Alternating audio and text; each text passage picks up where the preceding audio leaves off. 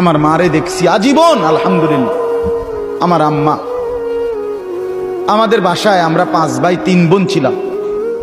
ঘন্টা কিনছে মা, ওই যে স্কুলে যে ফিডে এমনি টুং টুং টুং করে ঘন্টা ফিডে না, এরকম গোল যে পিতলের এডি বেল আর কি, বেল ফিডে যে, আমার আম্মা এটা কিনে আনাইছে বাসা। আজীবন আমার মা দেখছি আমগো রোমে রোমে গিয়া ফজরের ওয়াক্তে বেল এটা মানে ঘন্টা ফিরতেন, বেল ফিরতেন। যতক্ষণ না উঠতাম, বের না হইতাম, মা এটা ফিডা বন্ধ করতেন। কত সময় আমার মনে আছে মারে কইতাম, মা উঠছি তো, এটা ফিডন বন্ধ করেন না। মা কইতেন, না ফুত উঠছি তো, হতার থেকে কইতেন আমি বুঝি। ওড়ো ওড়ো আগে হতারতে উঠটা দুয়ার খোলো। যতক্ষণ দরজা না খুলতাম, বের না হইতাম, বাথরুমে না যাইতাম, মানে ওজুর জন্য, মা থামতেন।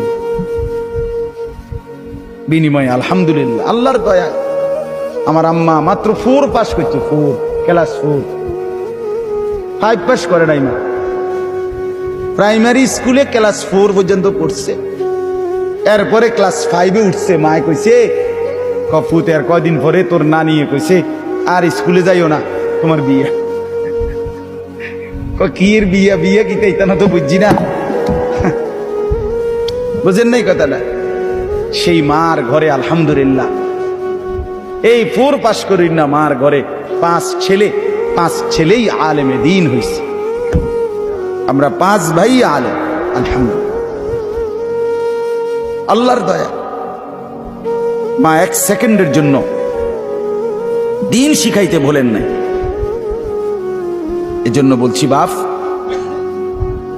মাদেরকে আন্তরিক হওয়া দরকার। হাল ছেড়ে দিছে